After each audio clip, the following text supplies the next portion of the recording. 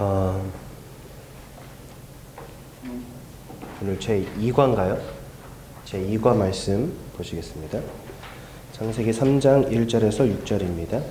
근데 뱀은 여호와 하나님이 지으신 들짐승 중에 가장 간교하니라. 뱀이 여자에게 물어 이르되 하나님이 참으로 너희에게 동산 모든 나무의 열매를 먹지 말라 하시더냐. 여자가 뱀에게 말하되 동산 나무의 열매를 우리가 먹을 수 있으나 동산 중앙에 있는 나무의 열매는 하나님의 말씀에 너희는 먹지도 말고 만지지도 말라 너희가 죽을까 하노라 하셨느니라. 뱀이 여자에게 이르되 너희가 결코 죽지 아니하리라. 너희가 그것을 먹는 날에는 너희 눈이 밝아져 하나님과 같이 되어 선악을 알 줄 하나님이 아심이니라. 여자가 그 나무를 본즉 먹음직하고 보암직도 하고 지혜롭게 할 만큼 탐스럽기도 한 나무인지라. 여자가 그 열매를 따먹고 자기와 함께 있는 남편에게도 주매 그도 먹은지라. 아멘. 성경은 이 땅 마지막 때에 일어날 일들에 대해서 우리에게 말씀하십니다. 이 땅 마지막 때에 디모데후서 3장에 보니까 많은 사람들의 마음이 무너지게 될 거다 이렇게 말씀하시면서요. 사람들의 마음이 두려움, 불안, 갈급함, 원통함으로 가득 차게 될 거다. 이렇게 말씀하십니다. 그래서 그런지 몰라도요. 이 시대에 참 많은 사람들이 우울증으로 고통당하고 있어요. 조울증으로 고통당하고 있고 정신분열의 문제로 어려움 당하고 있고. 근데 성경은 분명히 마지막 때에 이런 시대가 올 거라고 분명히 말씀을 하십니다. 네. 또한 두 번째 보니까 마태복음 24장에는 이 마지막 때에 육신의 고통 가운데 모든 사람들이 던져질 것이다 이렇게 말씀하시면서요. 전쟁과 기근, 전염병의 문제들이 끊이지 않을 거다 이렇게 말씀하십니다. 근데 여러분 보세요. 전쟁이야 말할 것도 없죠. 세계 1차 대전, 2차 대전 요즘에는 러시아랑 우크라이나 그 다음에 하마스와 이스라엘 맨날 총 쏘고 미사일 쏘고 난리 났잖아요. 전쟁이 끊이지 않을 거다. 여러분들 코로나 때문에 엄청 고생하시지 않았습니까? 전염병 시대가 올 것이다. 그래서 많은 전문가들은 기근 남았다 이렇게 이야기해요. 기근이 남았다. 앞으로는 굶어 죽는 시대가 올 거다 이렇게 예상하거든요. 마지막에 나타날 일들이 지금 이미 나타나고 있다는 사실. 그 성경 속에서 말씀하신 그대로 지금 이 땅이 다 고통당하고 있다는 겁니다. 계시록 1장에 보면은요, 이 땅에 영적 혼란의 시대가 올 것이다라고 분명히 말씀하십니다.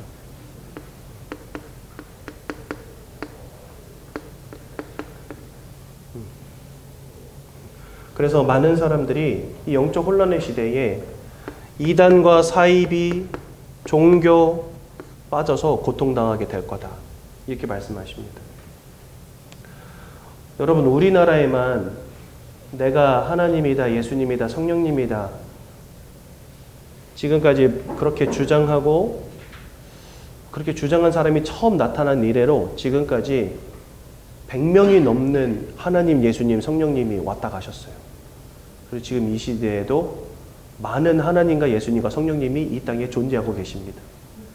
그 중에 한 분이 우리 머리 희끗희끗하신 이만희 하나님, 이만희 성령님, 보혜사 성령님, 이긴 자 보혜사 성령님 이만희 씨가 지금 존재하고 있고요. 그리고 하나님의 교회 장길장 어머니 하나님 아직도 살아계시고요. 감기로 돌아가신 문선명 하나님. 그냥 궁금해.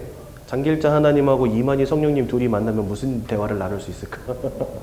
둘이 이렇게 양자대면 시켜보고 싶어요. 영적 혼란의 시대. 얼마 전에 대구에서 신천지 집회 있었는데 10만 명이 모였답니다. 전국에서. 어마어마한 숫자가 따라가고 있죠. 분명히 이 시대는 영적 혼란의 시대가 됐습니다. 잘못된 구원, 잘못된 교리, 잘못된 종교를 따라가는 사람들이 우후죽순 일어나고 있고요.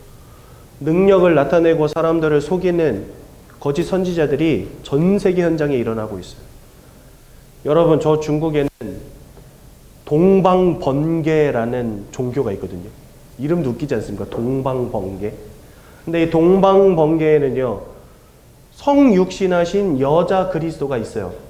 그러니까 성육신하신 여자 그리스도를 믿는 종교예요, 동방번개.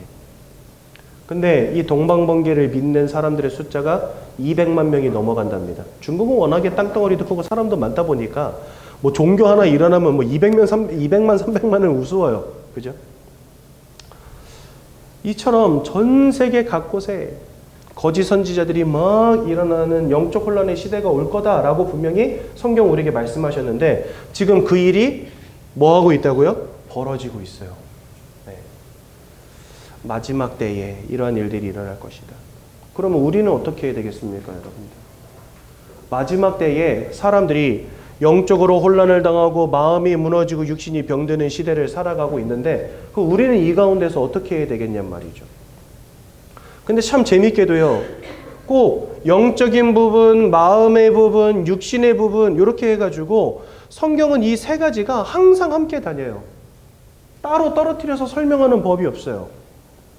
우리의 인생을 논할 때 영적인 부분, 마음의 부분, 육신의 부분 이 세 가지를 성경은요 항상 이야기하신단 말이죠.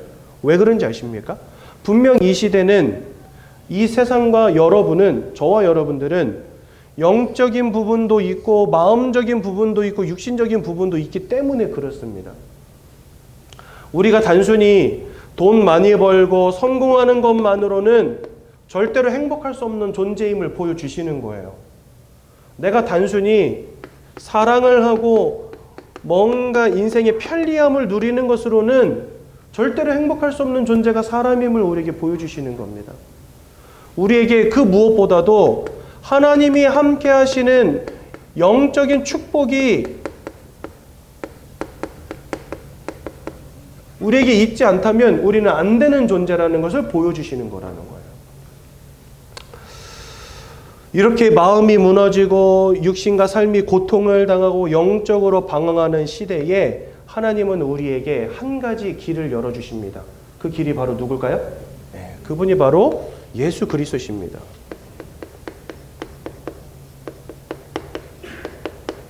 마음이 무너져 버린 이 시대를 향해서 하나님 뭐라 말씀하시냐? 디모데후서 3장 16절. 하나님의 성경은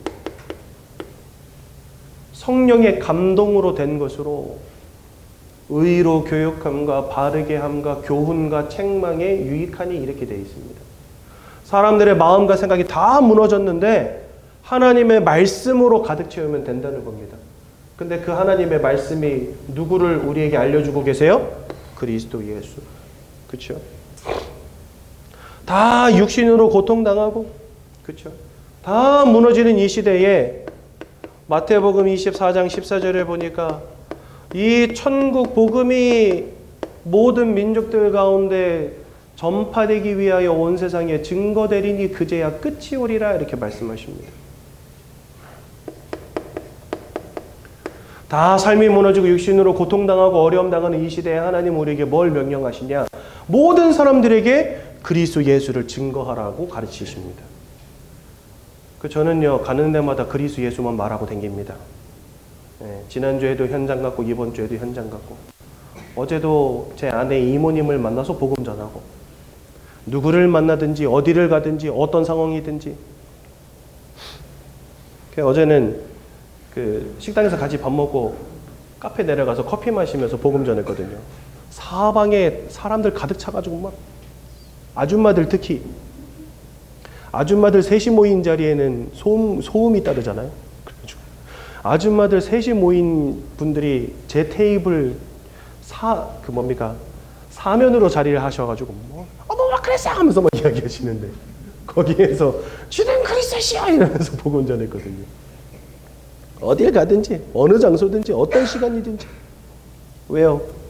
이 땅의 고통의 시작이 하나님을 떠난 것이라면 이 땅에서 우리가 승리하는 방법은 하나님 만나는 것이기에 그리스도 예수를 전해줘야 되는 겁니다. 그러니까 이 땅에 전쟁과 기근과 전염병 이런 문제들이 끊이지 않을 것이나 모든 민족들 가운데 이 복음이 증거될 때야 비로소 이 땅에 끝이 오리라 이렇게 말씀하셨다니까요. 그래서 우리가 날마다 그리스도 예수를 증거하는 것입니다. 계시록 1장 30절에 보니까 하나님께서 7별을 쥐고 7촛대 가운데로 다니시리라 이렇게 말씀하셨습니다. 7촛대는 교회를 의미하고 7별은 목사를 의미한다 이렇게 말씀하셨어요. 영적인 혼란의 시대에 하나님은 올바른 교회와 올바른 목회자를 세워서 예수가 그리스도라는 사실을 알리시겠다 약속하신 것입니다. 우리가 영적으로 또 마음과 육신의 문제로 고통당하는 이 시대를 살리는 유일한 방법은 그리스도 예수를 증거하고 전달하는 것 외에는 없다는 겁니다. 왜 저는 이 자리에서 매주마다 침을 튀겨가면서 똑같은 얘기를 또 하고 있을까요? 제가 올해로 6년째 새가족부 하고 있거든요. 1년이 몇 주인지 아십니까? 1년이 52주. 지금 6년째 하고 있는데 6년째도 지금 다 갔잖아요. 그죠? 이번 주가 지금 48번째 주거든요. 그러니까 여러분 1년이 이제 4주밖에 안 남았어요. 4주 지나면 2023년도 끝이에요.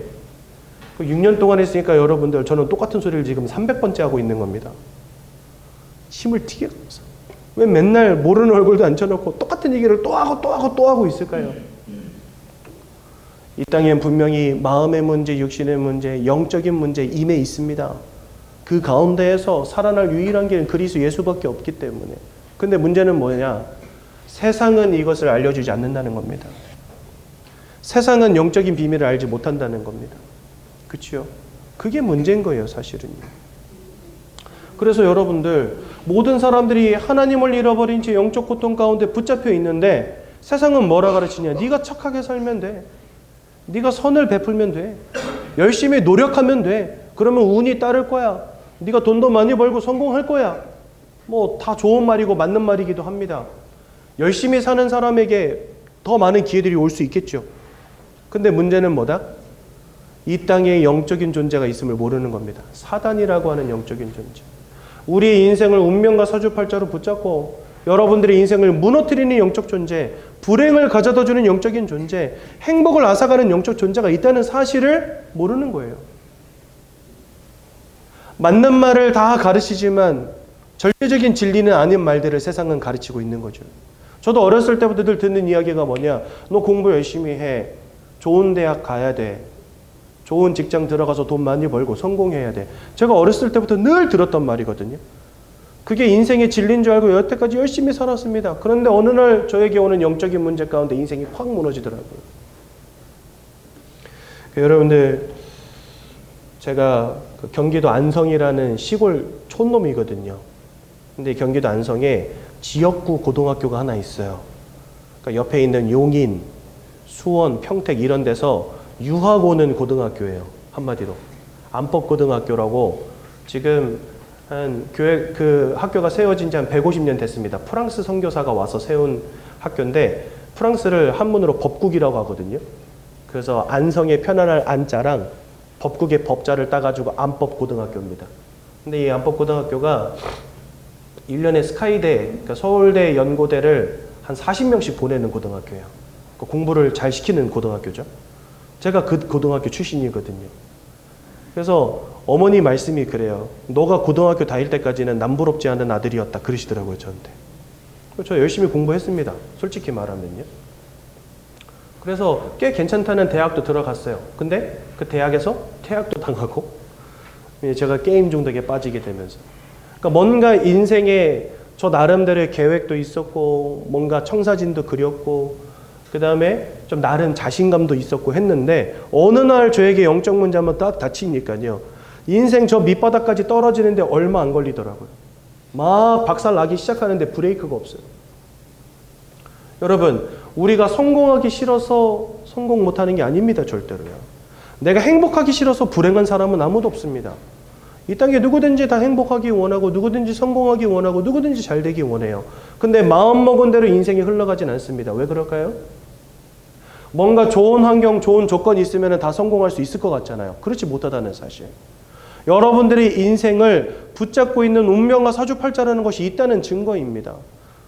여러분들의 인생을 무너뜨리는 영적 존재가 있다라고 하는 증거입니다. 근데 세상은 이 영적인 비밀을 알지 못하니까 그저 착하게 살면 돼, 열심히 노력하면 돼, 최선을 다하면 돼, 성공하면 돼, 돈 많이 벌면 돼, 그러면 너 행복할 거야 라고 말하는 거죠. 그래서 그런지 몰라도 성경은 계속해서 우리에게 이 영적인 비밀에 대해서 말씀하시는 것 같습니다. 마지막 때에 하나님은 우리에게 깨어있으라 이렇게 말씀하십니다. 무엇이 깨어있는 것이겠습니까?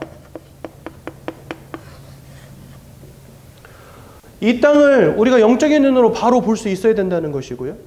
이런 영적인 문제들을 해결하기 위해서 오신 그리스도 예수를 생명과 같이 붙잡는 것, 그게 깨어있는 겁니다, 여러분들.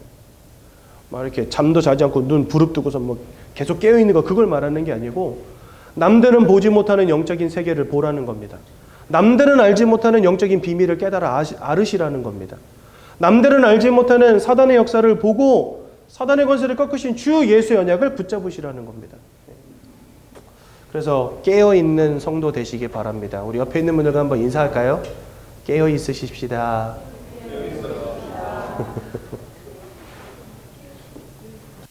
여러분, 제가 재미있는 얘기 하나 해드릴까요? 어떤 청년이 오랫동안 다니던 직장을 그만두고 새로운 업종으로 변경을 한 거예요. 근데 그 업종이 보니까 인맥이 많이 필요한 업종이래요. 그래서 자기가 이제 수원에 사는 사람인데, 제가 이거 직접 아는 사람은 아니고 그냥 들은 겁니다. 컬투쇼 아시죠? 컬투쇼에서 들은 겁니다. 그래가지고 거기에서 이제 인맥이 너무 중요하니까 삼촌한테 전화가 와서 삼촌 아는 사람 중에 수원에 사는 사람 없어? 수원에 사는 사람 없어? 있으면 소개시켜줘. 그랬더니 있다는 거예요. 자기 친구가 수원에 산다. 그래가지고 알고 보니까 이분이 수원에서 세무서에서 일하고 계신 분인 거예요. 그래, 좋잖아요. 세무소. 그리고 가까운 지역에서 아는 분이니까. 그래가지고 셋이 만난 겁니다. 삼촌하고 삼촌 친구하고 자기 조카하고 셋이 만난 거예요. 근데 이 두 분이 이야기를 하는데 조선시대 선비처럼 이야기하더래요. 자네 요즘 잘 지내는가? 그래서 친구가 자네 덕분에 잘 지내고 있네. 자네는 어떤가? 막 이러면서 같이 이렇게 이야기를 하시더랍니다. 그렇게 이야기를 하고 있는데 횟집에서 셋이 만나가지고 식사를 하려고 모였는데 횟집에서 딱 앉아 있으니까 이제 음식이 나온 거예요. 음식이 딱 나오니까 삼촌이 젓가락을 딱 들면서 회를 하나 딱 집어가지고 초장에 딱 찍으시더니 이렇게 말씀하셨대요. 자, 씹세. 죄송합니다. 아니 갑자기 옆에 있는 분하고 인사하자 그랬는데 깨어 있으십 했는데 뭐라고 말을 해야 깨어 있으십시다 이렇게 해야 되나 이게 생각이 나가지고 자, 씹세. 씹으세 이렇게 해도 될 텐데 씹세 이렇게 말했다고 하더라고요. 죄송합니다. 안 그래도 날씨도 추운데 썰렁하게 만들어서 죄송합니다.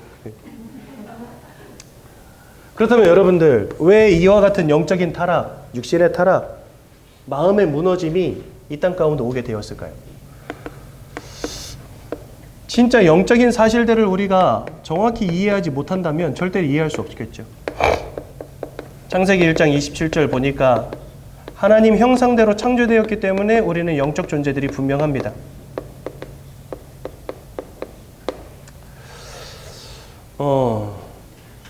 여러분, 요즘에는요 고등학교에서도 명상을 프로그램으로 만들어가지고 학생들에게 수업의 일환으로 가르친답니다.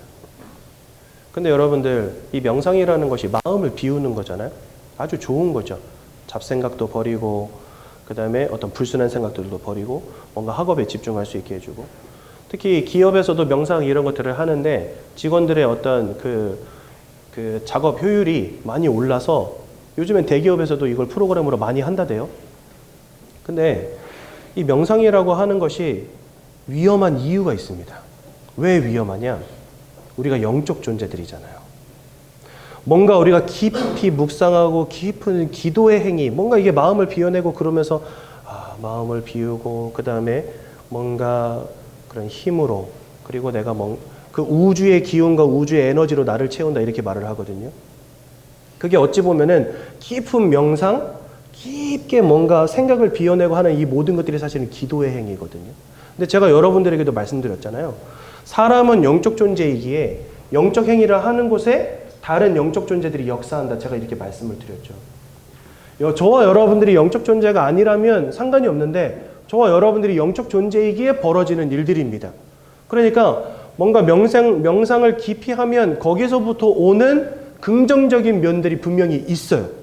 근데 반대급부로 긍정적인 면과 함께 예상치 못한 부정적인 면들도 벌어지고 있다는 사실.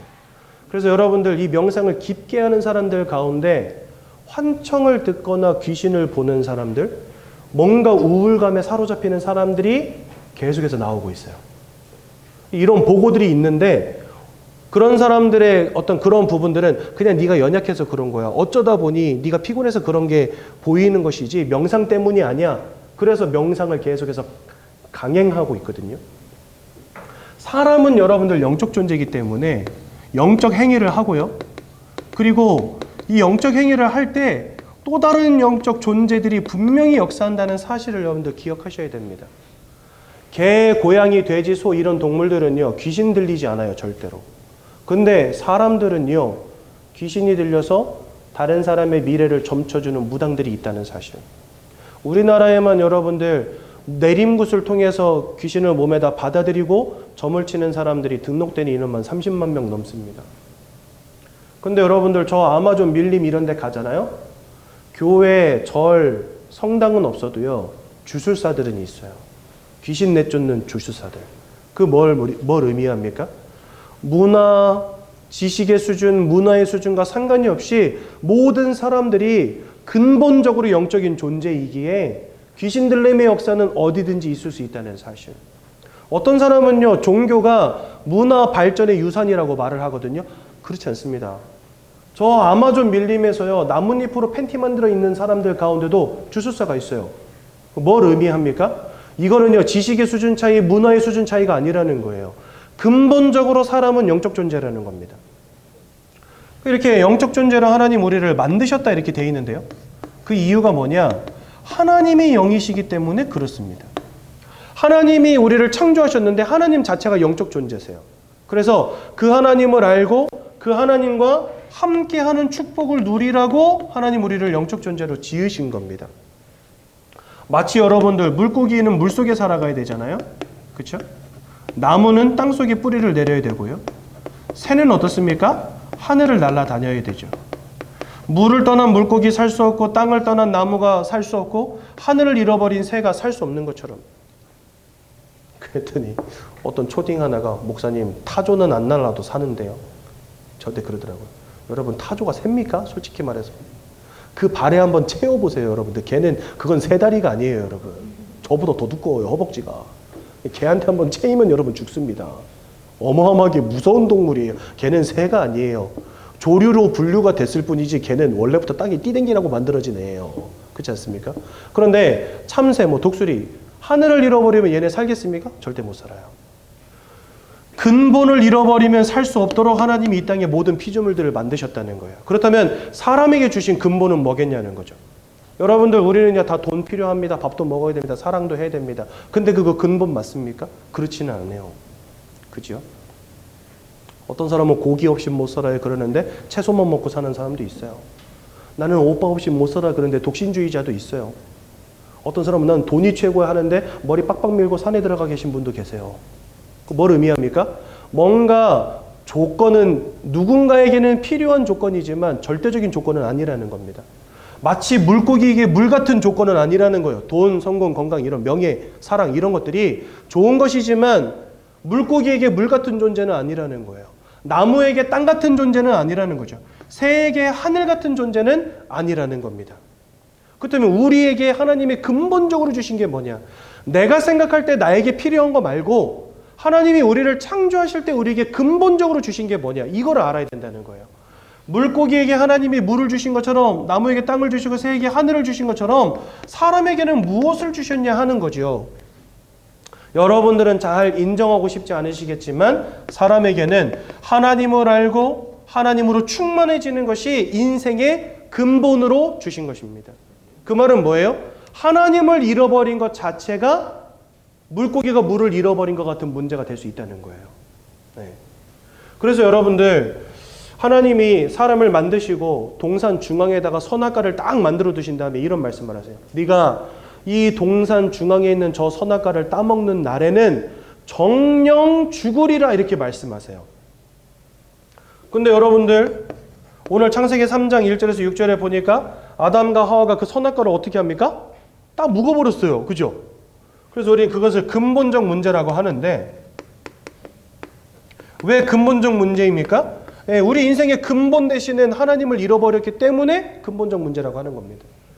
아담과 하와가 사단에게 속아서 하나님이 따먹지 말라 한 선악과를 따먹는 원죄를 짓고요, 그 결과로 하나님을 떠나는 문제 가운데 빠지게 됩니다. 마치 물고기가 물을 떠난 문제, 나무가 땅을 떠난 문제가 벌어지게 된 거예요. 그럼 여러분들 제가 질문 하나 할게요. 아담과 하와가 선악과 따먹고 죽었습니까? 아니요. 여전히 살아 있었어요. 그럼 뭐야? 하나님 거짓말한 겁니까? 아니죠. 하나님이 말씀하신 사망의 문제가 분명히 아담과 하와에게 오게 됐습니다. 그럼 어떤 사망의 문제가 오게 됐습니까? 첫 번째로는요, 육신의 사망입니다. 그 성경에 보니까 선악과 옆에는요, 나무가 하나 또 있었어요. 어떤 나무냐? 생명나무가 있었어요. 성경에 보면 나옵니다. 선악과 옆에 생명나무가 있었는데 아담과 하와가 범죄하고 에덴 동산을 떠날 때 하나님이 한 가지를 명령하십니다. 뭘 명령하시냐? 생명나무 실과로 가는 길을 불칼을 두어 막으라, 이렇게 되어 있어요. 그러면서 뭐라고 말씀하시냐면 혹시라도 사람들이 생명나무 실과를 먹고 영생할까 하노라, 이렇게 말씀하시거든요. 그러니까 원래 에덴 동산을 떠나기 전에는 하나님이 생명나무 실과로 가는 길을 막지 않으셨다는 말이죠. 그 말은 뭐예요? 마음껏 따먹을 수 있었다는 말입니다. 만약에 아담과 하와가 하나님 아버지 앞에 범죄하지 않았다면 아마도 생명나무 실과를 먹으면서 영생할 수 있었을 겁니다. 그런데 아담과 하와가 생명나무 그 선악과를 따먹는 바람에 우리가 육신의 사망 가운데 놓이게 된 겁니다. 그래서 여러분들 히브리서 9장 27절 뭐라 말합니까? 사람이 한 번 죽는 것은 정하신 것이요 그 이후에는 끝이 심판이 있다, 이렇게 말씀하셨죠. 그러니까 모든 사람들은 다 이제 한 번씩 가게 된 겁니다. 여러분들 이 땅에 죽음을 두려워하지 않는 사람은 없습니다. 누구든지 죽기를 두려워하여 그렇게 살아가고 있거든요. 그러니까 여러분들 보험 다 들어놓으셨죠? 왜 들어놨어요? 안 걸리면 죽으니까. 안 죽으려고. 그죠? 사고 당하면은 감당 안 되니까. 보험료 탈라고. 어느 날 제가 집에 갔는데 제 아내가 오빠 명의로 보험 들었어. 그러면서 이제 보험 증서를 보여주는 거예요. 근데 보험 증서에 보면 여러분들 그 보장되는 내용들이 쭉 나오잖아요. 근데 어느 한 군데 동그라미 한 7, 8개가 막 이렇게 쳐져 있고 뭐 별표도 돼 있어. 그래가지고 뭐지 하고 보니까 사망시 보험금 이라고 써 있는 거예요. 그래서 제가 순간 뜨끔했거든요. 이게 뭔데? 왜 사망시 보험금에만 왜 동그라미가 7개야? 별표 2개는 뭔데? 이렇게 물어보니까 그 보험 설계사 아주머니가 설명해 주면서 아줌마가 친 거래요. 혹시 이거 보험 들어놓고 사망보험금 탈락 그러는 거 아니야? 그러니까 아니야, 그런 거 아니야 막 이러더라고요. 지금까지 변고 없이 잘 살고 있습니다. 아마 사망보험금 탈락 그런 건 아닌 것 같아요. 아무튼 여러분들 다 보험 들어놓으셨잖아요? 왜? 미래가 두려우니까. 암보험 하나씩은 여러분들 갖고 계시잖아요? 왜요? 암 두려우니까. 누구든지 죽고 싶어하는 사람은 없습니다. 다 오래 건강하게 오래오래 살고 싶어 하죠. 근데 성경 말씀하세요.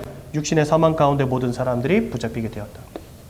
두 번째, 영적 사망입니다. 이게 진짜 중요한 건데요. 요한복음 8장 44절, 고린도후서 4장 4절에 보니까 너희는 너희 아비 마귀에게서 났다, 이렇게 말씀하셔요. 그 말은 뭡니까? 여러분들의 영적인 신분 자체가 하나님과 함께하는 존재에서 사단 마귀에게 사로잡힌 존재로 바뀌어졌다는 겁니다. 더 중요한 거, 고린도서 4장 4절에 이 세상의 신이 믿지 않는 자들의 눈을 가리었다, 이렇게 되어 있습니다. 그래서 영적 무지 가운데 모든 사람들이 빠지게 됩니다. 우리는요, 영적인 세계 속에 살아가고 영적인 존재들이 역사하는 인생인데도 불구하고 영적인 지혜, 영적인 지식, 영적인 어떤 무지 가운데, 영적인 지혜와 지식을 알지 못하는 영적인 무지 가운데 다 빠져버린 거예요. 그것을 두고 뭐라 하냐? 영적 사망이라고 합니다. 특히나 여러분들의 인생을 사로잡은 이 사단, 마귀는 요한복음 8장 44절에 뭐라고 되어 있냐? 살인자라고 되어 있습니다. 거짓말장이라고 되어 있습니다. 요한복음 10장 10절에 보니까 이 사단을 두고 도적이라고 표현해 놓으셨습니다. 모든 것을 빼앗고 죽이고 멸망시키려는 영적 존재에게 여러분들이 사로잡히게 된 겁니다. 그런데 여러분, 이거보다 더 무서운 거, 이 모든 것의 결론이 뭔지 아십니까? 계시록 20장 15절에 보니까 생명책에 이름이 기록되어지지 못한 자들의 끝은 불못에 던지우는 것이니라, 이래 되어 있습니다. 하나님을 잃어버린 채 사단 마귀에게 붙잡힌 영적 사망 가운데 살아가다가 이 땅 떠나가는 날 지옥 불구덩이 속에 던져질 수밖에 없는 상태가 돼버린 겁니다. 이걸 두고 뭐라 하냐? 영적 사망이라고 합니다. 그리고 여러분, 세 번째 사망은 뭡니까? 영원한 사망입니다. 왜 영원한 사망입니까? 이 불못에 던지우리라는 말씀 자체가 무슨 말이냐? 우리가 영원히 지옥에서 형벌 당한다는 말씀과 같습니다. 끝없는 지옥에서의 형벌. 그러니까 아담과 하와가 선악과를 따먹은 뒤에는요, 당장 죽지 않았어요. 하지만 당장 임한 영적인 사망이 있고요, 앞으로 임할 육신의 사망이 있고, 심판 이후에 있을 영원한 사망 가운데 아담과 하와가 지금 놓여진 겁니다. 그러니 정령 죽으리라는 그 말씀이 맞는 거죠. 그렇죠? 모든 사람들이 다 이와 같은 인생의 문제, 육신의 문제, 삶의 문제 다 직면하게 된 겁니다. 이렇게 하나님을 잃어버린 채 사단 마귀에게 붙잡힌 결과로 인생의 모든 문제가 시작이 된 건데요. 그 첫 번째, 아까 말씀드린 것처럼 사단 마귀에게 속한 자가 되었다라고 성경 말씀하십니다. 요한일서 3장 8절에 보니까 마귀에게 속한 자가 되었다라고 말씀하시고요. 이것을 우리는 운명 사주팔자라고 부르는 것입니다.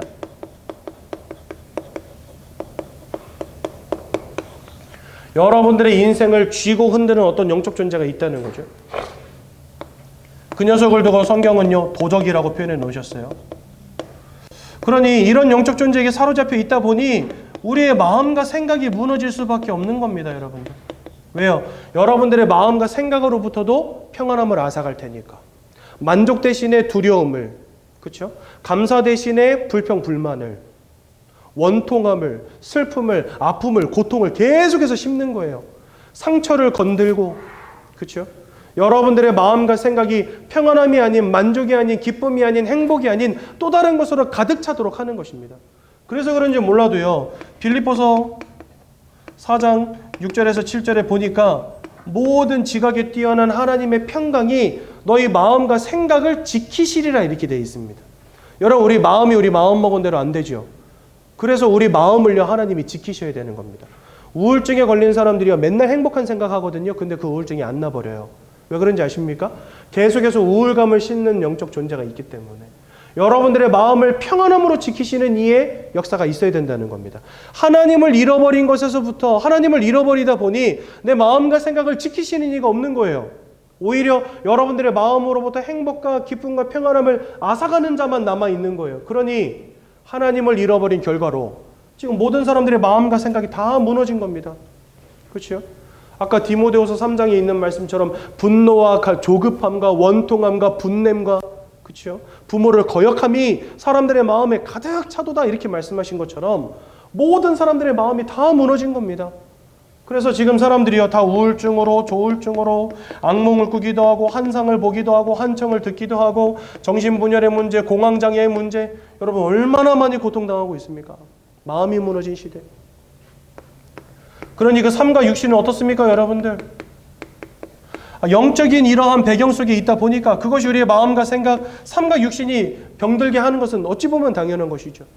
마음이 무너지면 육신이 병드는 것처럼, 육신이 무너지면 마음이 병드는 것처럼, 사람은요, 어느 한 곳이 무너지면 다른 곳도 영향받게 돼 있습니다.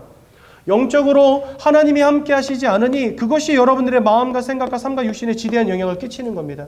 원치 않는 사건, 사고, 질병의 문제 가운데 사람들이 놓여 있는 거지요. 그러니까 사람들이요, 만족이 없으니까, 행복이 없으니까 다 뭐합니까? 부어라 마셔라 할 수밖에 없고, 마약을 몸에다 집어넣을 수밖에 없고, 약을 먹지 않으면 잠을 자지 못하고, 약을 먹지 않으면 분노를 조절하지 못하고, 이런 시대가 돼버린 거예요. 뭔가에 중독되어 있는 시대, 개인이 무너지고, 가정이 깨어지고, 가문이 무너진 시대.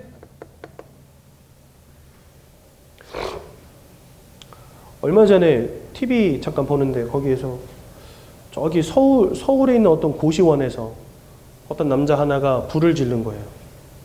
불을 질렀는데 이 고시원이 특징이 뭐냐? 출입구가 하나밖에 없어요. 그러니까 불난 그곳을 벗어나려면 그 출입구를 통해서 나가야 되는 거예요.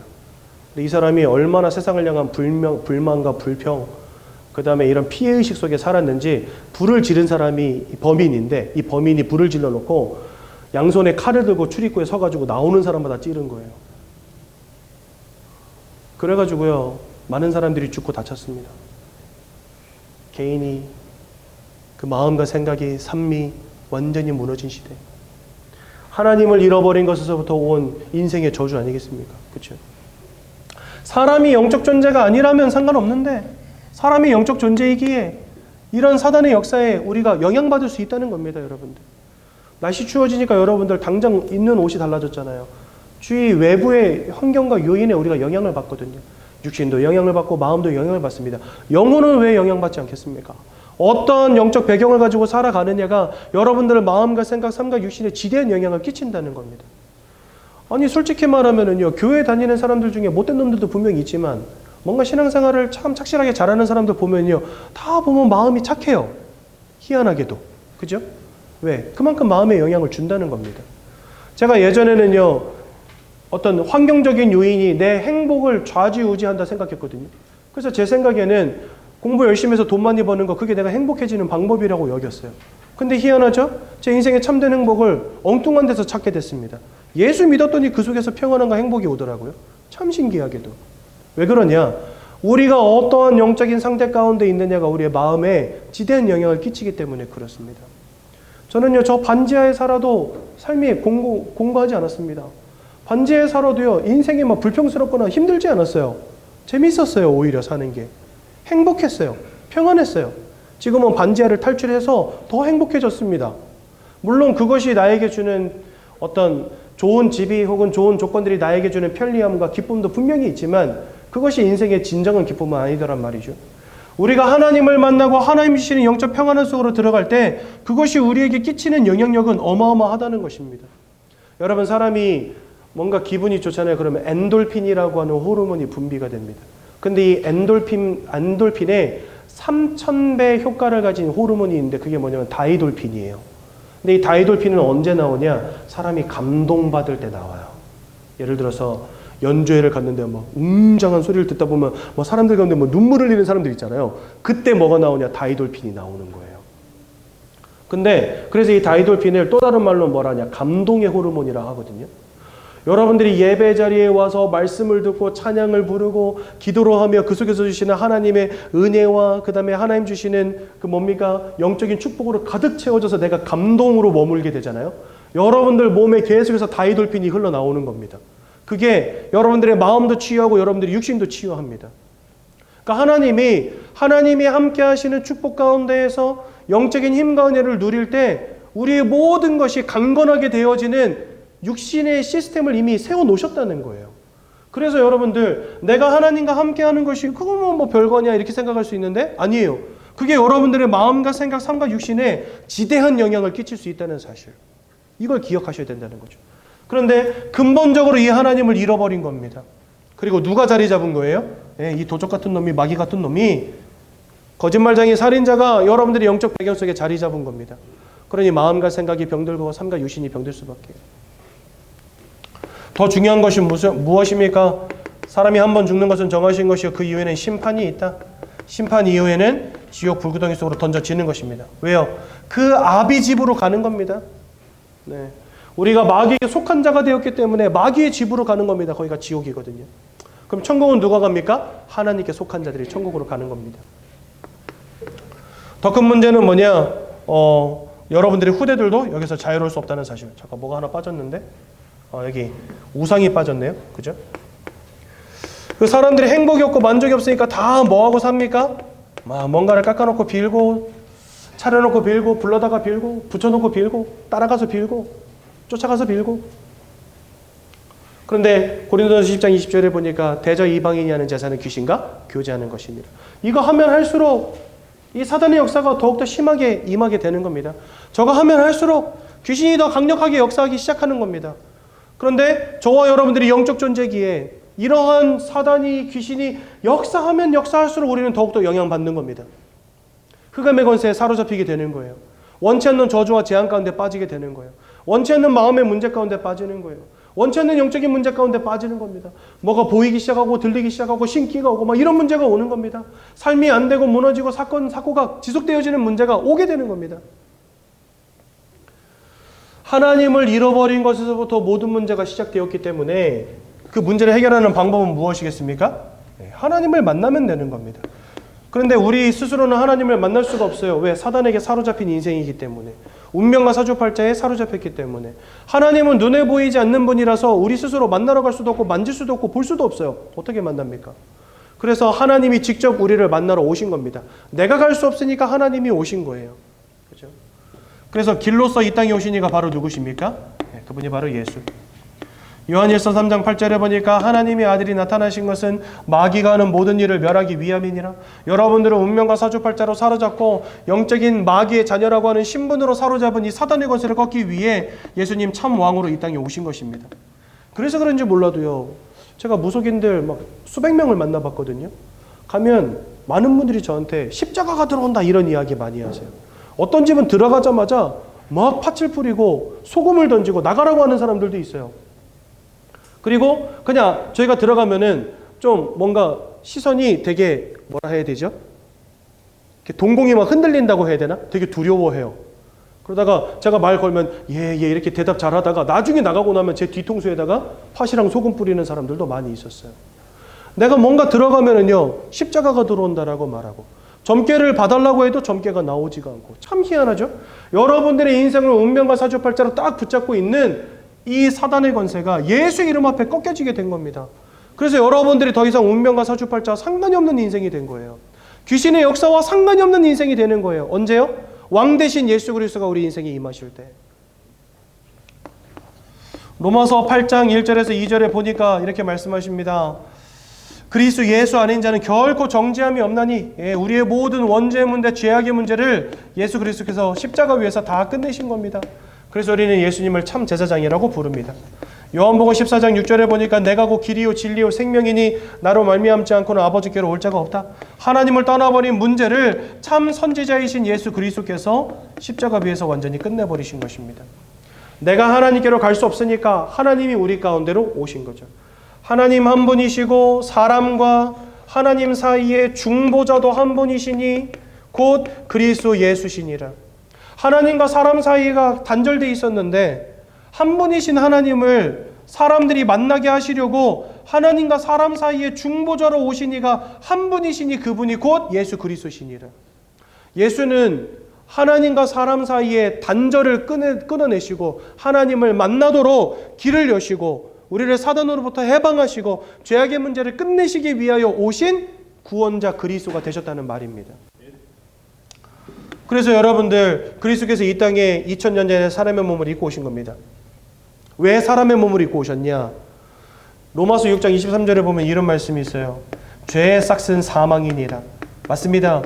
여러분들 우리는 이 원죄 문제 때문에 결국은 사망이라고 하는 형벌을 받아야 되는 겁니다. 아까 말씀드렸죠? 3가지 사망이 임했다고요. 그게 뭐냐면 바로 인생에게 임해버린 하나님의 형벌인 것입니다. 우리가 육신으로 죽임당하고 그 다음에 이 땅을 살아가는 동안에 영적으로 죽임당하고 이 땅을 떠나가는 날 영원한 죽음 가운데 던져지는 이 사망의 문제, 죄의 삭은 사망이니라 그 말입니다. 그래서 이 사망의 문제를 끝내시려고 주님이 우리를 대신해서 돌아가신 겁니다. 대신해서 돌아가셔야 되기 때문에 하나님이신 영이신 하나님이 사람의 몸을 입고 이 땅에 오신 겁니다. 사람의 몸으로 이 땅에 오셔서 우리를 위해서 십자가에서 대신 죽으셨어요. 그러니까 저와 여러분들이 당해야 될 사망의 문제를 주님이 홀로 뒤집어 씌신 겁니다. 그래서 나를 대신해서 죽으신 예수로 말미암아 우리는 더 이상 사망에 던져지지 않게 된 겁니다. 아, 그러면 예수 믿으면 죽지 않고 영원히 삽니까? 여러분들 성경은 우리에게 뭐라 말씀하시냐면 우리가 예수님이 돌아가신 지 사흘 만에 부활하신 것처럼 우리도 부활에 참여하게 될 거다 이렇게 말씀하시거든요. 그 여러분 부활이라는 건 뭐예요? 죽어서 영원히 천국 가는 건 부활이 아닙니다. 부활이라고 하는 것은 진짜 육신이 다시 살아나는 걸 의미하는 거죠. 근데 성경에는요 그거에 대한 단서를 우리에게 제공해요. 주님이 다시 이 땅에 재림하실 때 이제 이 땅에 주님이 재림하시는 날 이 땅은 끝이 나거든요. 그때 하나님이 새 하늘과 새 땅을 지으실 것이다 이렇게 말씀하세요. 왜냐? 아담과 하와가 하나님 아버지 앞에 범죄한 그 순간에 이 땅도 저주를 받았다라고 성경 말씀하세요. 그러니까 저주받게 되어서 엉겅퀴 가시덤불을 내는 이 땅을 하나님 없애시고 새 하늘과 새 땅을 창조하신다 이렇게 되어 있습니다. 그리고 하나님의 거룩한 성 시온이 이 땅 가운데 임하여서 눈에 보이는 하나님의 나라가 이루어진다라고 분명히 성경 말씀하시거든요. 그래서 하나님이 그 땅에서 모든 사람들을 통치하실 것이다 이렇게 되어 있는데, 그때 눈에 보이는 하나님과 함께 그동안 하나님을 믿었던 모든 죽었던 사람들이 다시 살아나게 되고, 살아있는 동안에 예수님이 오시게 되면 그 살아있는 사람들은 부활체로 몸이 바뀌게 된다라고 성경 말씀하세요. 그러니까 우리가 죽어 천국 가는 게 부활이 아니고 주님이 재림하신 이후에 모든 사람들이 부활하게 될 거다 이렇게 말씀하십니다. 그러니까 우리는요, 분명히 한 번은 이 땅 떠나갑니다. 죽습니다. 그런데 하나님이 영원히 사는 영생을 허락하셔서 부활의 몸으로 영원히 살게 될 것이다 라고 성경은 우리에게 약속하셨어요. 그게 언제입니까? 주님 재림 이후에. 그러니까 결국은 우리는 사망을 이긴 자들이 되는 거죠. 누구를 힘입어? 예수의 이름을 힘입어. 아무튼 하나님을 떠나버린 문제, 또 사단에게 붙잡힌 문제, 죄악의 문제를 왕으로 제사장 선지자로서 이 땅에 오셔서 십자가에 죽으신 그리스도로 말미암아 우리가 완전히 해방되게 된 것입니다. 그래서 우리는 그 주님을 누구라고 부릅니까? 네, 바로 그리스도다 이렇게 부르는 것입니다. 여러분들 오직 예수 그리스도를 통해서 구원의 축복 가운데 이룰 수 있다는 사실을 마음으로 믿으시길 바라고, 이제부터 하나님을 바라보는 인생 되셔서 마지막 때에 영적인 고통, 마음의 고통, 삶의 고통, 육신의 고통이 임할 수밖에 없는 그때 그리스도 예수를 힘입어 승리하시기 바라고, 모든 사단의 역사 가운데에서 빠져나오셔서 하나님과 함께하는 최고 축복된 인생으로 변화되시길 예수님의 이름으로 축원드립니다. 여기 이거의 내용은요, 제가 굳이 안 해도 될 것 같아요. 여기서 다 설명했기 때문에. 그래서 집에 댁에 돌아가셔서 한번 읽어보시면 될 것 같고요. 이 시간 우리 예수 그리스도를 마음속에 영접하겠습니다. 우리 15페이지에 있는 영접 기도문 함께 고백함으로 우리 예수님을 마음속에 영접하는 시간을 갖도록 하겠습니다. 제가 먼저 읽을 텐데 저를 따라서 여러분들 함께 읽으심으로 예수 그리스도를 마음속에 영접하시기 바랍니다. 사랑의 하나님, 이제 나는 죄인인 것을 깨닫고 회개합니다. 지금까지 하나님을 떠나 사단의 지배 아래 묶여 종노릇하며 살았습니다. 그러나 예수님이 저를 위하여 십자가에서 죽으시고 3일 만에 부활하신 그리스도이심을 믿습니다. 예수 그리스도께서 하나님을 만나는 유일한 길이 되시며 사탄의 권세를 꺾으시고 모든 죄와 저주와 재앙에서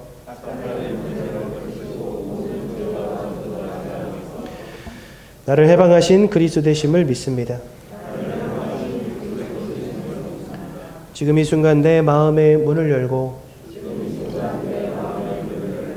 예수님을 나의 구주로 나의 주인으로 내 마음에 영접합니다. 나를 구원해 주심을 감사드립니다. 앞으로 하나님의 말씀과 뜻대로 살겠습니다. 지금부터 일평생을 세밀히 인도해 주옵소서. 예수 그리스도 이름으로 기도합니다. 아멘.